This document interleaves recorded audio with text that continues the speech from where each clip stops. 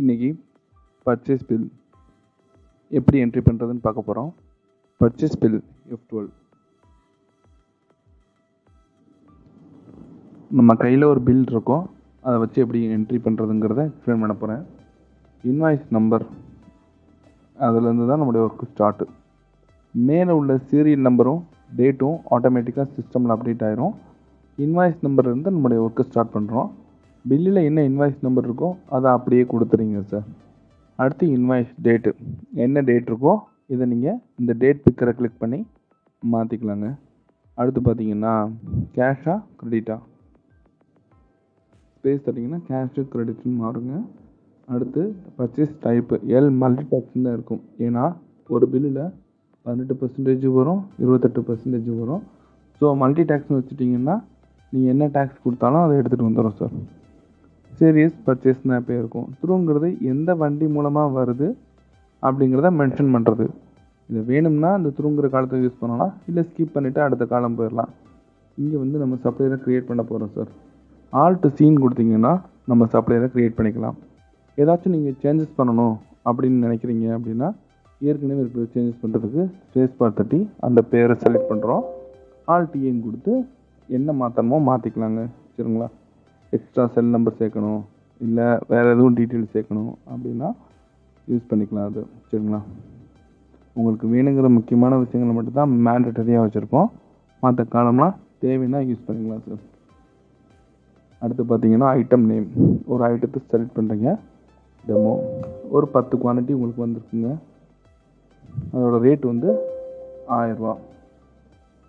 இப்போ பார்த்தீங்கன்னா 11,200 ப்ளஸ் ஜிஎஸ்டியோடு சேர்த்து.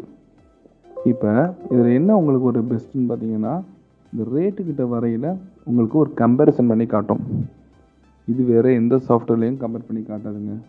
எங்கள் சாஃப்ட்வேரில் இதே பொருள் வேறு யார்கிட்டயாச்சும் வாங்கியிருக்கீங்களா, அவங்க என்ன ரேட்டு கொடுக்குறாங்க, எவ்வளோ டிஸ்கவுண்ட் கொடுக்குறாங்கிறத உங்களுக்கு கம்பேர் பண்ணி காட்டும். ஃபஸ்ட்டு பர்ச்சேஸ் பில்லில் முறையாக நாங்கள் இந்த ஆப்ஷன் பண்ணியிருக்கோம். இது மூலமாக உங்களுக்கு எந்த சப்ளையர் பெஸ்ட்டாக கொடுக்குறாங்களோ அவங்கள்ட்ட தொடர்ந்து பர்ச்சேஸ் பண்ணிக்கலாங்க. அடுத்து பார்த்தீங்கன்னா காஸ்ட். இந்த காஸ்ட்டுங்கிறது என்னென்னா, ஒரு பொருள் வாங்குறதோட வேலை முடியாது, அங்கேருந்து நமக்கு வர வரைக்கும் ஆகிற செலவை தான் சேர்க்குறோம்.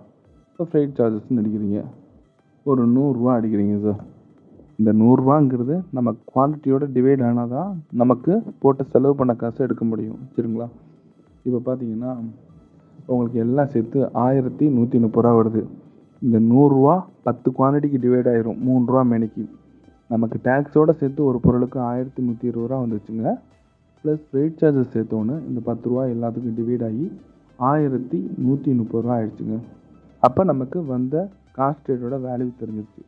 இப்போ ஒரு 10% மார்ஜின் செட் பண்ணிங்கன்னா சேல்ஸ் ரேட்டை அதுவே எடுத்துகிட்டு வந்துடும். சரிங்களா? இப்போ 1220 ரூபாய்க்கு வந்திருக்கு. அதோட ஒரு 10% மார்ஜின் சேர்க்குறீங்க, 1232 ரூபா. ஸோ உங்களுக்கு சேல்ஸ் ரேட்டு இங்கேயே வேலை முடிஞ்சிருச்சு. பில் போடுறவங்களுக்கு ஜஸ்ட்டு பொருளை செலக்ட் பண்ணி பில் போட்டால் போதும், ஆட்டோமேட்டிக்காக ரேட்டெல்லாம் அப்டேட் ஆகிடும் சார். அடுத்து பார்த்தீங்கன்னா வேறு எதுவும் எக்ஸ்ட்ரா சார்ஜஸ் சேர்க்கணும்னா கீழே சேர்த்துக்கலாங்க. இப்போ சேவ் பண்ணிட்டீங்கன்னா பர்ச்சேஸ் பில் முடிஞ்சிருச்சு. பர்ச்சேஸ் பில்லில் 2 ஆப்ஷன் சொல்லியிருக்கோம். ஃபஸ்ட்டு ரேட் கம்பேரிசன் பண்ணி காட்டும், அடுத்து காஸ்ட் ஆட்டோமேட்டிக்காக கால்குலேட் ஆகி உங்களுக்கு வேல்யூ வந்துடுங்க சார். சரிங்களா? இது மாதிரி நிறைய ஆப்ஷன்ஸ் பண்ணியிருக்கோம். ஒன்றையும் ஷார்ட் அண்ட் ஸ்வீட்டாக உங்களுக்கு எக்ஸ்பிளைன் பண்ணுறேன்.